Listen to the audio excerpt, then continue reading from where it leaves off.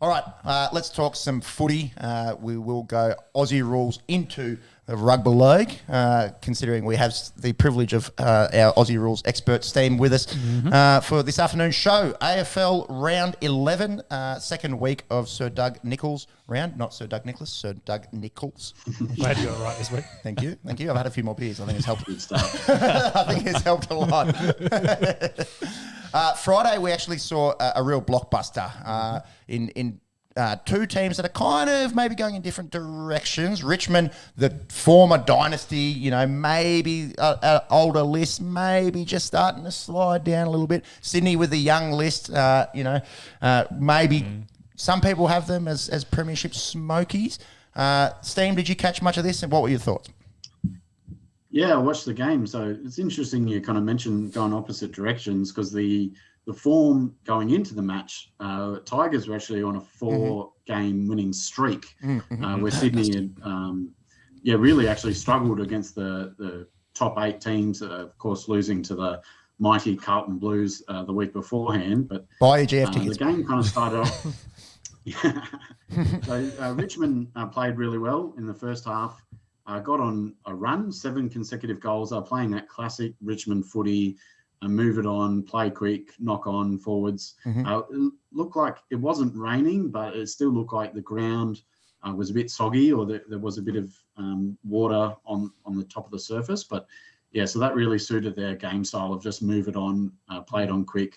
They had a lead of halftime at halftime with 25 points. And so it was really impressive, given I think Tom Lynch was out with injury, I believe. Yeah, he went down last week and wasn't available. But they were getting, because he'd been in great form, but so they were getting good, even contribution.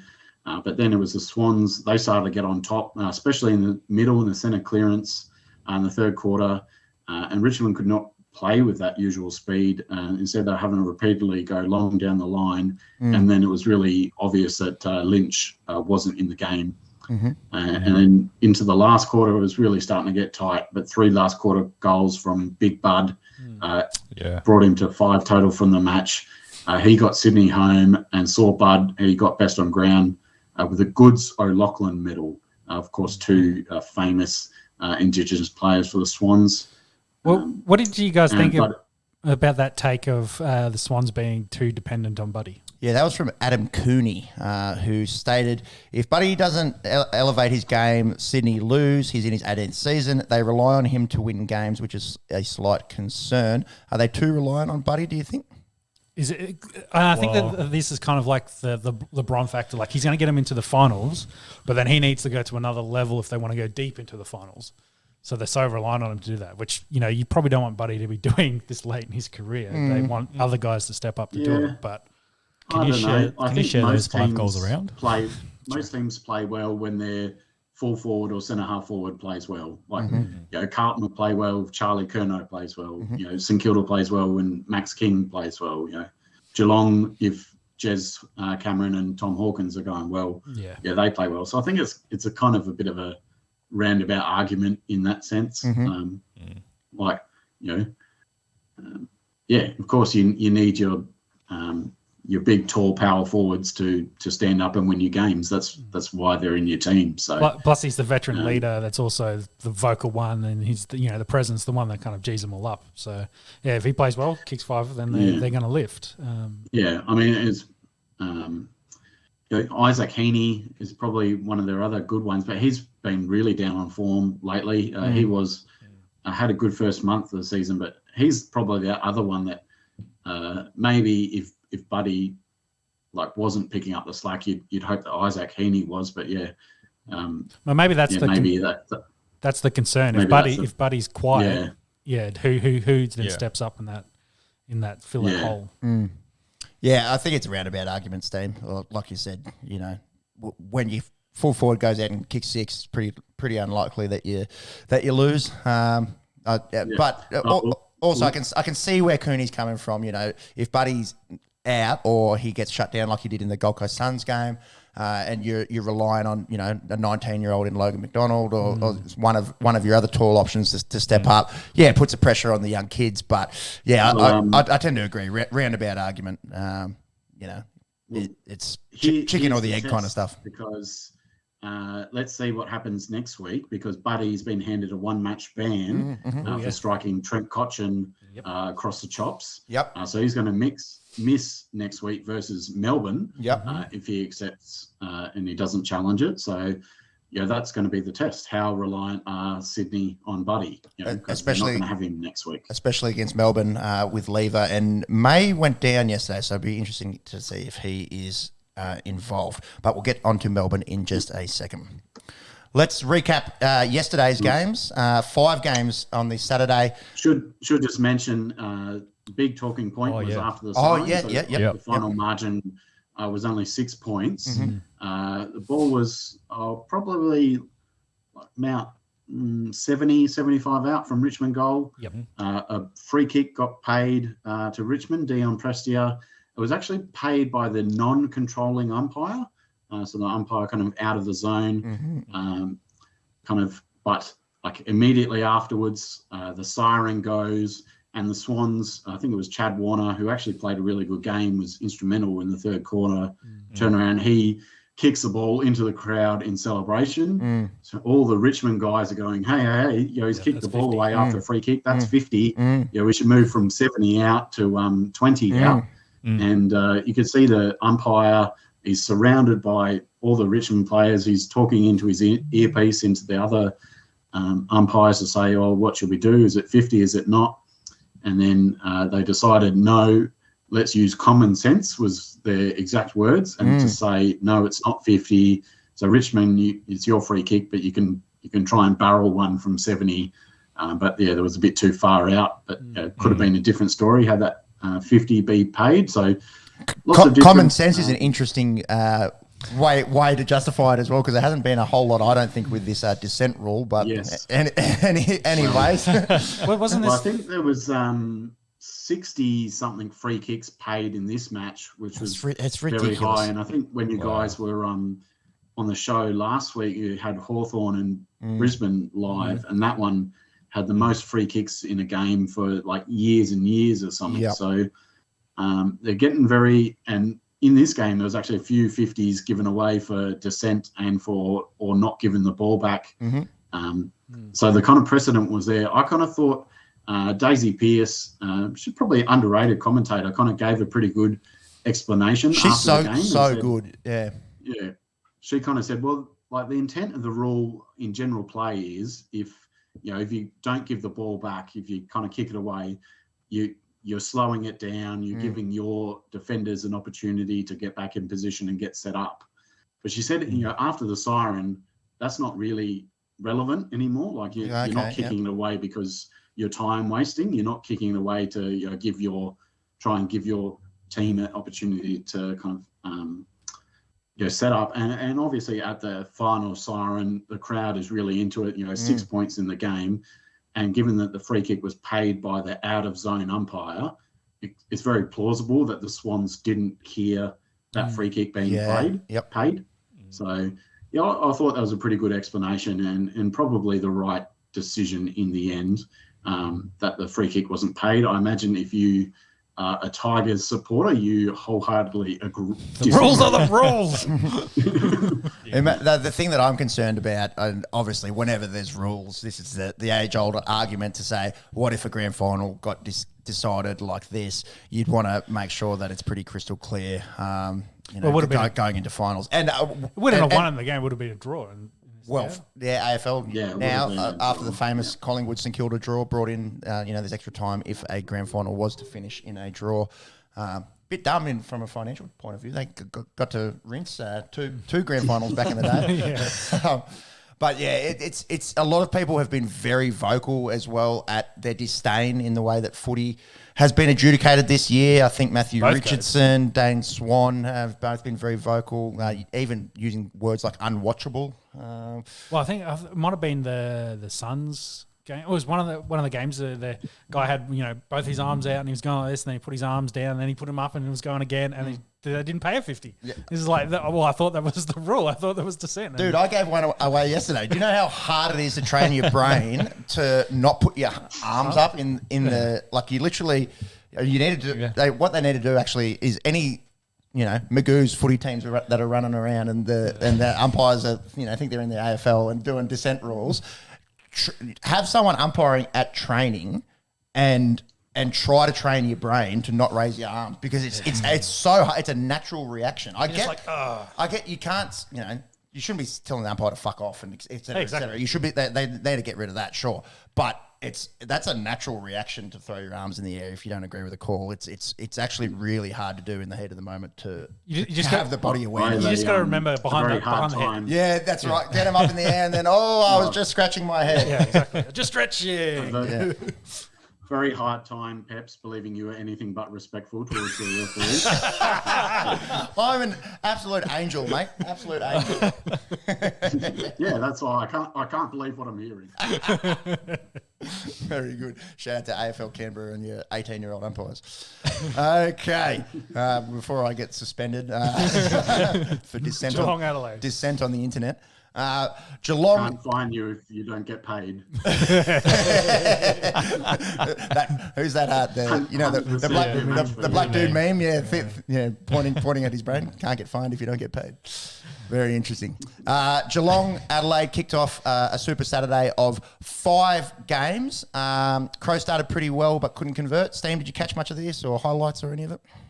Yeah. Saw this one. So yeah, Crows. Last week against St Kilda, they were controlling the game, but yet kicking behinds instead of goals. Same story in the first quarter of this one, 0-6. But then the Cats, when they got their chances, it was Jez Cameron, Tyson Stengel, Brian Myers, who kicked bags for them. Jez with 4 and Stengel and Myers with 3 each. But best on ground by an absolute mile. Probably the distance between Geelong and Melbourne actually was Tom Stewart. He was just patrolling the back line in total control. 40 disposals, 34 kicks, 6 handballs, 16 marks. If you play fantasy, he chipped in for 169 fantasy points. Nice. And he just looked like the All-Australian that he is. 34 kicks is obscene. 16 marks too. Shout out to Riley O'Brien, back in the side after being dropped down to the Sandful. Did you see his Sandful stat line from last week by any chance, Nate? Oh, it was huge. Yeah, it was like 43 disposals. Same thing again. 1,000 hit outs. I think he kicked a few. It was like having a fourth midfielder out there that's fucking 202 centimetres. He was pretty good as well. And a lot sort of been spoken about Geelong's lack of a true ruckman. Do you think that's going to hurt them moving forward when they run into a Max Gawn or a Sean Darcy or someone of that calibre? I think so. I think, you can see, especially with the 666, some of these teams, how quickly they can score from centre bounce. If you can get a clear advantage in the centre bounce and get it into your forward 50 with speed on it, or even, some of these big fellas that can take these contested marks. You think about some of the best teams up the top of the ladder, like you mentioned, Maxi Gawn and Sean Darcy. The Saints got them the game on at the moment. They got the twins of Ryder and Marshall. Yeah, you definitely do need someone, and that's an obvious area of weakness for the Cats. Yeah, it'd be interesting to see how they go moving forward. When they play a team with an elite ruckman and the supporting crew that the Crom are just sort of lacking at the moment. Bit of a downward slide now for Adelaide. They're on a bit of a losing streak, aren't they? Yeah, so they beat Richmond, beat Bulldogs. Looked like they were going very good. They've lost 5 in a row since then. Wheels are starting to fall off a bit. And then Geelong, on the other hand, they've gone win-loss for the past 7 games. So they get 2 in a row against the 2 South Australian teams at home. And they set up a very intriguing contest with the Dogs on Friday night footy next week. Yeah, as it stands, the Western Bulldogs are in the 8. They've won 3 on the trot after that lacklustre start to the season. Has Tex been playing for the Crows? Or has he been very quiet? He missed this week with COVID. You got the Coco. Yeah.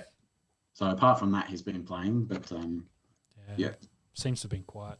And again, going back to the Buddy Franklin, argument, the chicken and the egg. The last time they won, I think he had a bit of a day out, didn't he, against the Bulldogs? He might have kicked 3 or 4 that day. I'm just pulling it up now. Yeah, and against the Tigers the week before as well. And that's been the difference with the Crows. When they've kicked straight, they've been really competitive. But in the last month, I think they're last in the league for accuracy.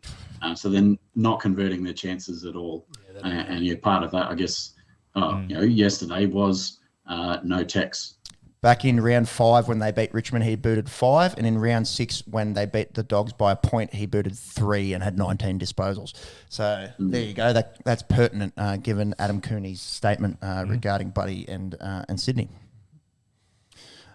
Your Brisbane Lions, Sean, they took on the GWS Giants yesterday and got away with a bit of a scrappy win. It was a bit of a slow start for the Lions. GWS leading at quarter time. How about this for a scoreline at the end of the first quarter? GWS 49, Brisbane 37. If you like overs and goal scorers in your multis, which most people tend to do, this one might have been a bit of fun. Oh yeah. And then Brisbane were able to turn around in the second half. How did this one unfold for boys who caught it live? Vicky? I didn't see this live. I was watching the Crows and Cats game. Did any of you guys watch it live? I didn't get to watch a lot of it live. I was playing footy balls, but sort of caught bits of the end. I think your cousin, who we're still waiting for his interview on the Esky, but. We'll get it at some point, but he had the best game of his season, didn't he? I was just thinking maybe I should shout him a beer, but I showed him a beer a couple of weeks ago already, so he doesn't need it again. That's right. Two beers in a month, he'll be pissed.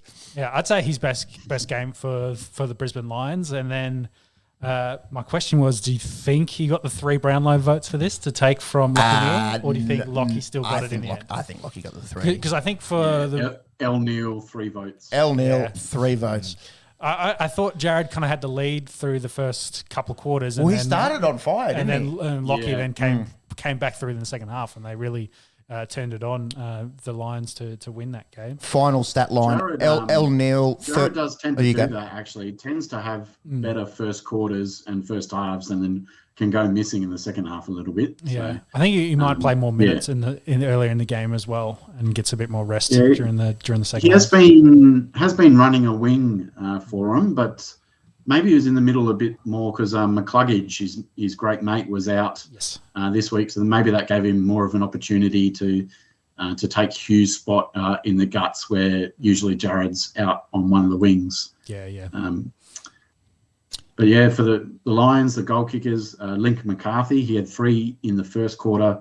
He finished with 4, and they set up a very juicy matchup next week. They travel to WA, take on a top 4 clash with the Dockers, kind of an all-purple / maroon clash. Yep. The 2 teams in the top 4 that aren't Melbourne teams. And then the Giants, Toby, he started well, had 3 goals in that blistering first quarter. He also finished at 4 in the match, and they're actually looking pretty decent under new head coach Mark McVeigh. Had the win in his first match last week against Eagles, and then very competitive here against top 4 team at their home ground. So, and they have the bye next week to go and rest up and try and implement any changes that the new coach wants to bring to the game style. But they looked all right. Just going back to Lockie Neal and Jared Berry stat lines. Neal had 39 and 2 goals. Berry 33 and 1 sausage roll. I'd say 3 votes. El Neal, 2 votes. Jay Berry.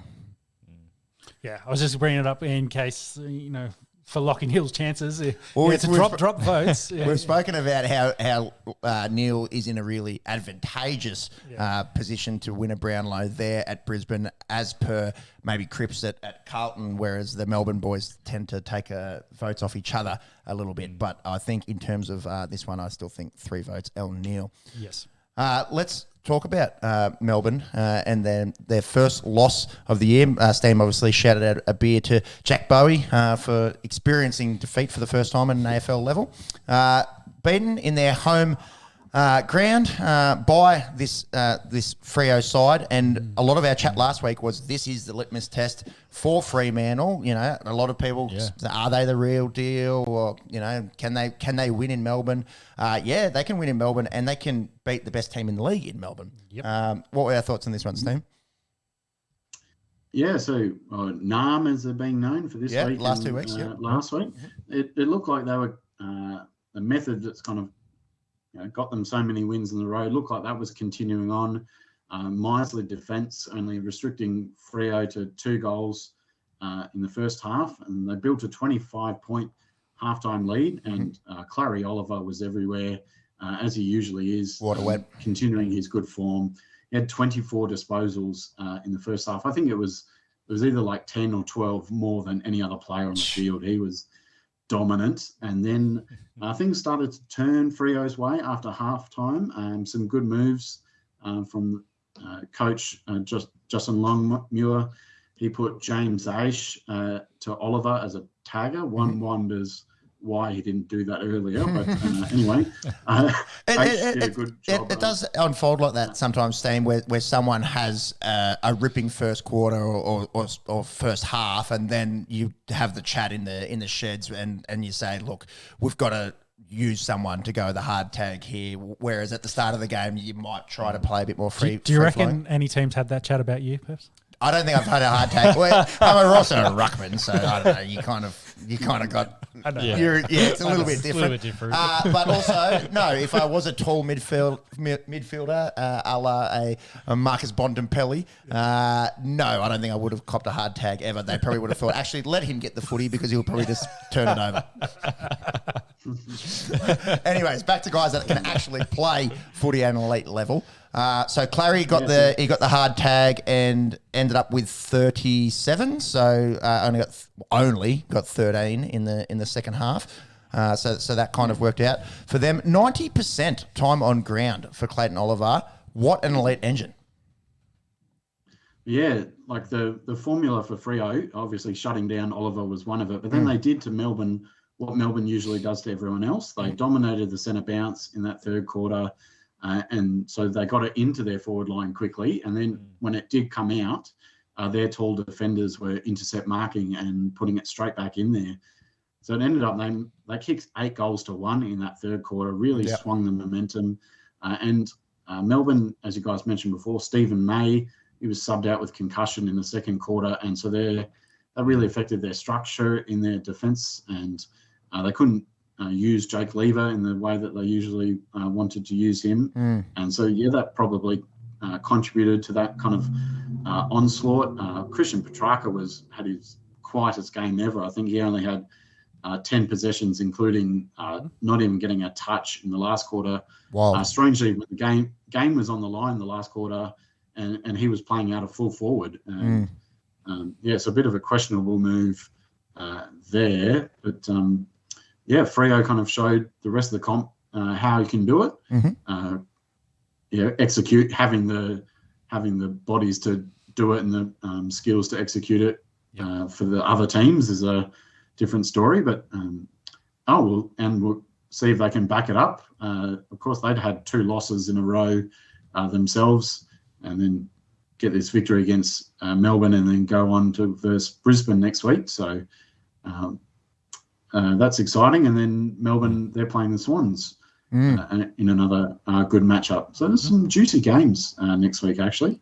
Yeah, even though the buys are starting to hit us and there's less footy, the footy that we're going to have is quality. That's good. It's what you want, quality over quantity. We were talking last week because we might have actually been a good idea to check the team list because we thought that Nat Fyfe might be back. He didn't play last night either. I'm just trying to chase up if he played any waffle or anything yesterday because apparently he's very close to being back. Yeah, he's been training a lot. Maybe they'll I can't remember if they got the round 13 or round 14 bye, but maybe they're waiting for that. Maybe perhaps he comes in after the bye, something like that. They don't currently need him, so yeah. Yeah. I guess the other thing, if he's right to go, give him a week, then you can have a bye and then get him back in. Like could that's another way you could do it. But Freo in the top 4, so they're going okay without him. So that kind of counter argument to Sydney relying on Buddy. It's good that Fremantle aren't so reliant on Fife as they have been in the past. Such is Fife, etc. So they have that round 14 bye. Between now and then, they've got the Lions and Hawthorne. Yeah, maybe they at home as well. Maybe they don't rush him back. Yeah, I'm trying to check Waffle team list from yesterday, but Freo don't have a Waffle side, whereas West Coast do. So I've checked South Fremantle and East Fremantle, and he wasn't on either of those lists. So not sure what is going on with Hot Boy Fife. Target maybe that Hawthorne game and give him, manage his minutes in that one and see how he goes, and then see how got to buy if he's a bit sore. Great segue. Let's talk about Hawthorne, because they got demolished yesterday up in the NT by the Gold Coast Suns. Very difficult one to pick, this one. Two teams that love upsetting, quote unquote, good sides. But Gold Coast really had it over the Hawks from the word go. Steem, your thoughts on this one, please? So maybe the difference was the heat. Given that it was up in Darwin, Gold Coast, that kind of being their second home, where Hawthorne's second home down in Tassie, so very different climates. And so maybe it was the heat that favoured the Suns. They registered their third win in 4 starts and have beaten some quality opponents in those games. And it's their tall timber, who I think in the early season we identified that replacing Ben King, who went down with the ACL, was going to be an issue. But the value recruits of Marbiel Chol and Levi Casbolt have been really serviceable. Chol got 3 goals yesterday, and then really kind of even contribution from their engine room in the midfield. Brendan Ellis, Tuke Miller, Lockie Weller and David Swallow, they all got over 20 touches. For the Hawks, it was that usual man, the fantasy pig, Tom Mitchell. He had 29. Oink, oink. That's a slow day at the office for Tom Mitchell, isn't it? Oh, yeah. Sometimes he has that by half time. Exactly right. A bit of a coming out game for Northern Territory local Malcolm Rosas, who kicked 3 on Indigenous rounds. So shout out to him, 20-year-old small I forward. think it was the first time he's played in the big leagues in front of his folks. Oh, really? His parents had never seen it. A good little story. Yeah, that's a feel-good story. I think Joel Jeffrey, who you boys highlighted last week, is another NT local who got to play in front of his family, and I think he just got the one. He kicked the one, so, yeah. Playing in front of your parents. Good story for those fellas. Inside joke. So are the Suns good? That's my question here in the notes. They've obviously, Hawthorne have showed some promise this year, but possibly not an elite side, despite having some good scalps. They, to me, seem maybe like the leaders of that middle pack. Yes. So Suns' notable scalps, obviously Freo a few weeks ago. Well, they turned the corner. Like St Kilda, I think still there probably would be my favourite of that list. But Swans they've beaten. And maybe I'll answer this in a classic Australian way of saying the negative. I'll say they're not bad. Not bad. Not good. Not bad. So I don't know if they'll squeeze into the top 8, but I thought they were going to be bottom 2, bottom 3, and I think we all did. So they've played overs, and shout out to Marbiel Chol and Levi Casbolt, who essentially were rejects at their club and have gone out and shown that they've still got a bit to give. Looking at that top 8, because we're halfway through the season now, I think we can start sort of talking top 8 and finals. There was 2 there we didn't think would be there. Well, Melbourne, Brisbane, Freo, Carlton, I think you probably say a safe. And then it's this middle of the pack that gets very, very interesting. 5th and 6th at the moment is Geelong, Sydney and St Kilda in 7th with the game in hand. So St Kilda could potentially be 5th by the end of this podcast. Up by 5 goals at the moment. So let's say the Saints jump up there into 5th. Yeah, the Western Bulldogs we spoke about their first time being in the top 8, given their 3-win streak. They're in there at the moment, and then you've got Richmond, Collingwood, Gold Coast, And then Port, I think Port at 12, given that 0-5 start, we spoke about how hard it is to, make the top 8 as Carlton fans when you start 0-2. So if they are able to resurrect their season from 0-5, that would be amazing. What are they? They've since gone 4-1. 5-0, quick maths, 4-1. Yes, 4-1. Yeah. Got the Bombers at home this afternoon And Bombers as well. Yeah, so maybe a win. No. Talk about that. So I think that's probably who we're talking about for finals footy. Hawthorne, they've like we spoke about, had a few scalps, but not really sure what's going on there. It's an interesting one, isn't it? I think after Hawthorne, I think Giants, Adelaide, Bombers, Roos, Eagles. You can put lines through them at the halfway point of the season. I'd say so. So yeah, there's that. I think for the Suns, like the next couple of weeks are going to be pretty telling for them. Mm-hmm. Like they've beaten some of the better teams. Like they beat Sydney. The mark of a good side is you beat the teams that you should beat. So they've got North next week, then the Hawks and the Magpies. If they win all those 3 games, they're really in the thick of it then. And it's a favourable upcoming month for the Gold Coast Suns. So if they can string a few together there and beat teams that they should beat, then maybe we are talking about the Gold Coast Suns pushing for a final spot.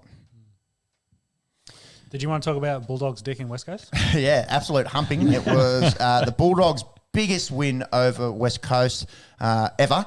And 16 goal scorers for the Western Bulldogs, which is an equal AFL record. Nudie runs maybe for the 6 that didn't manage to to boot one. Pretty disappointed. Yeah, indeed. It's 16 goal scorers. Kicking 16 goals is a good effort in a game of footy. To have 16 individual goal scorers is unreal.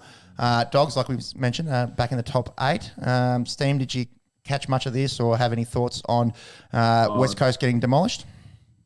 I saw a little bit early and then could see the trajectory that it was going and it did something else. So they kind of, the game script that you kind of expected, it kind of played out that way. The Treloar with 35 and a goal and Dunkley with 25 and 2 goals. They're prolific as always. Tim English, it was impressive, his return. Our mate Johnny. Was dealing with injury and then illness. Had flu quite bad apparently. And I mean, he's not the thickest ruckman going around and then had the flu. And I don't know if he got hospitalised or was very close to, but probably can't afford to lose heaps of weight with flu. So it was good to see that. It's almost like everyone staying at home for the last few years has played into a bad flu season. I've heard the flu this year is quite severe by all accounts. Mm-hmm. Yeah, but didn't slow him down too much. So he was back to the form that he was in earlier this season. Yep. And then for the Eagles, it was really only Tim Kelly played a bit of a lone hand, had 38 touches. Jack Darling chipped in for 4 goals. But they're hanging out for the bye, I would suspect, trying to get some reinforcements back into their engine room. Long way for them to go. Yeah. Very long season for West Coast fans. It is. Yeah. They've enjoyed being good. I can't really remember West Coast being bad, to be honest. That's right. Double pain of having never been rubbish before and now Fremantle right up the top. Exactly. So just to rub it's salt. hard times in Perth at the moment, I think, if you're an Eagles fan. Yeah, the world's upside down for Eagles fans, that's for sure. Taking off the blue button on the purple. The Homer Simpson into the hedge meme. Jeez, I think if you do that in Perth, you get shot. Like them and Adelaide, it's really are you an Eagles or are you a Dockers fan? Are you a Crom or are you a Power fan? They don't tend to like each other too much. I'm not going to make a joke there. But we're on the internet. You can make jokes. Not that joke. Let's keep going. All right, you can tell us after.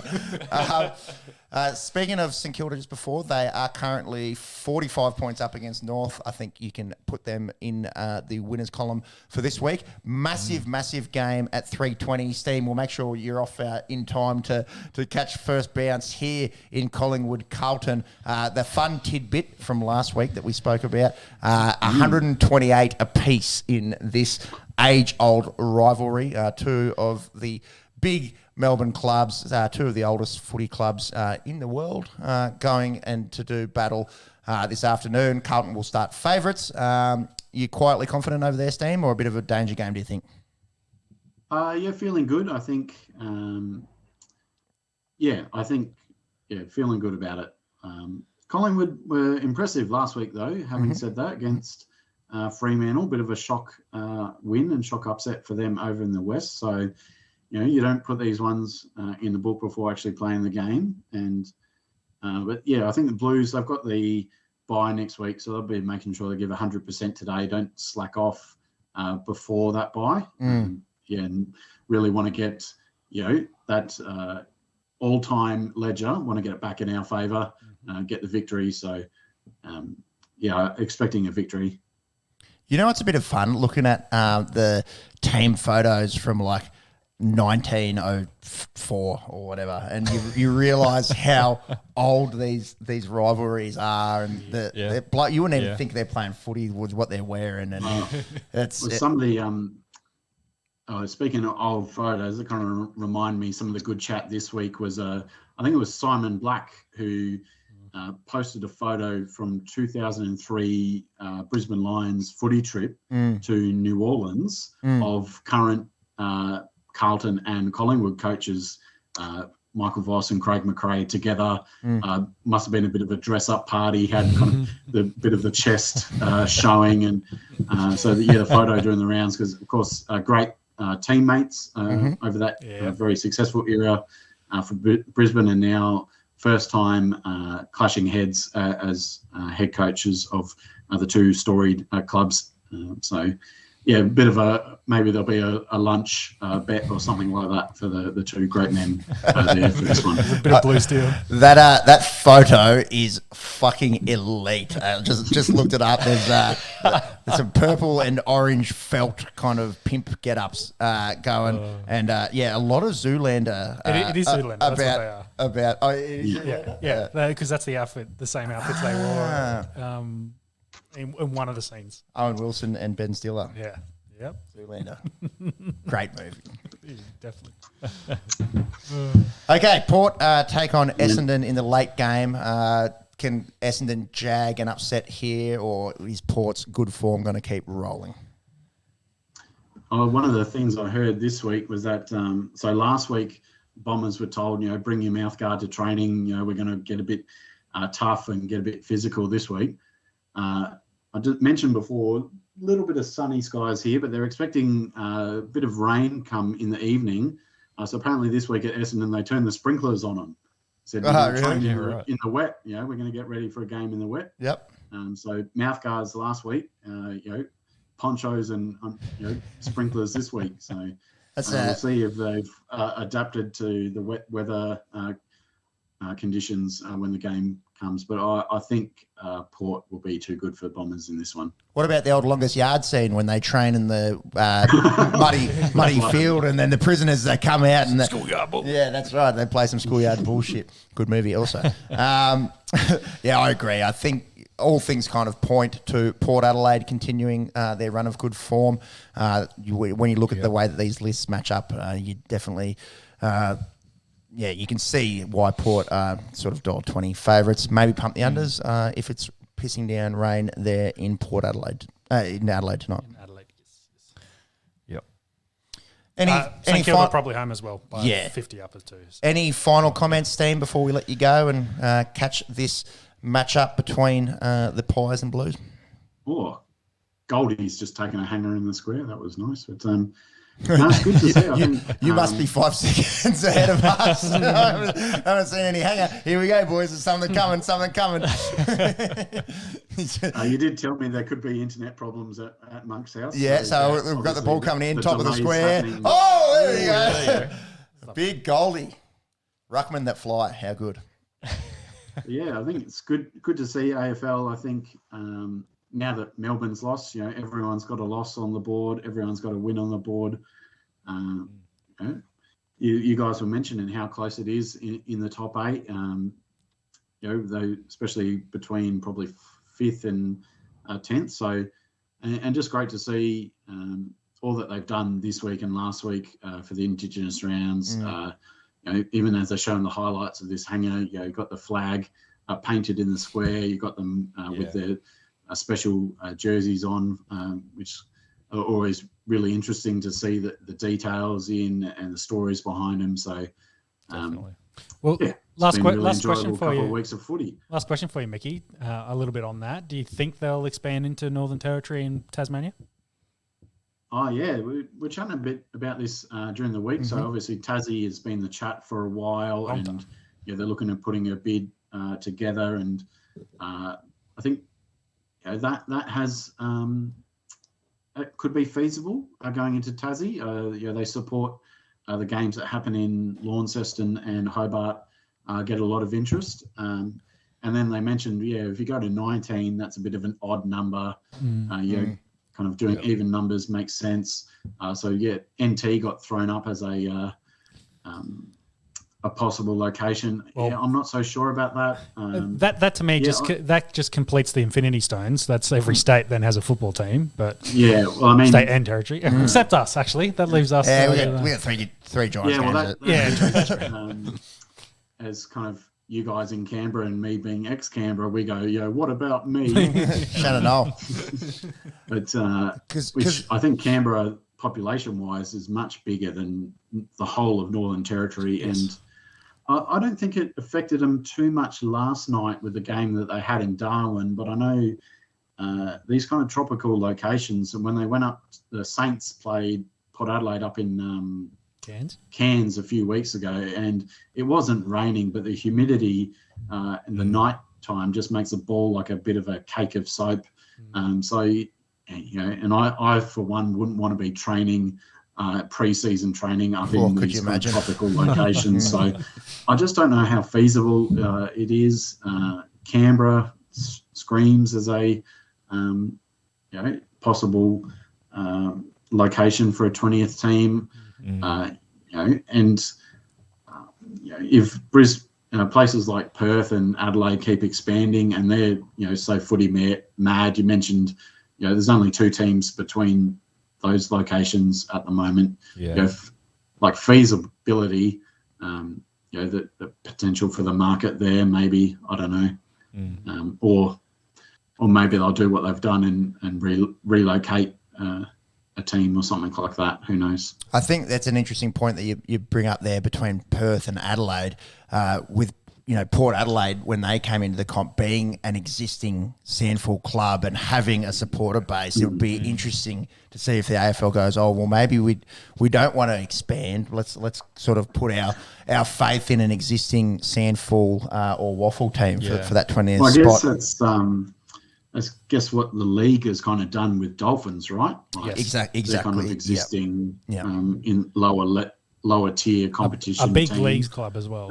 Good stadium. Yeah, that's right. So got a lot of infrastructure established, not having to start from scratch. So the reason why that we were talking about Darwin as a possible expansion area was the NT government had released plans for a $300 million stadium with a semi-partial roof, which may be able to mitigate some of the effects of the humidity up there.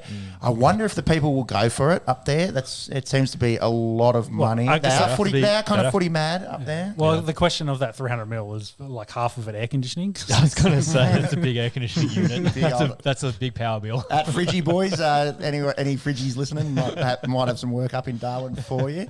Yeah, I think the population's interesting, isn't it? Because I think Darwin's about 100. Can you chase up Darwin? I think it's about 150. I think it's about 150. And about 200 across the state. So if you want 15, 20 in the stands. You need 1 in 10 people in the town in the stands. Whereas I think we're at like 350 population. With Queanbeyan, I think over 400. Yes. But then the counter argument is here you've got to compete with rugby league and rugby union, whereas up there it is footy. If you look at all the footy, they've got a basketball team, don't they?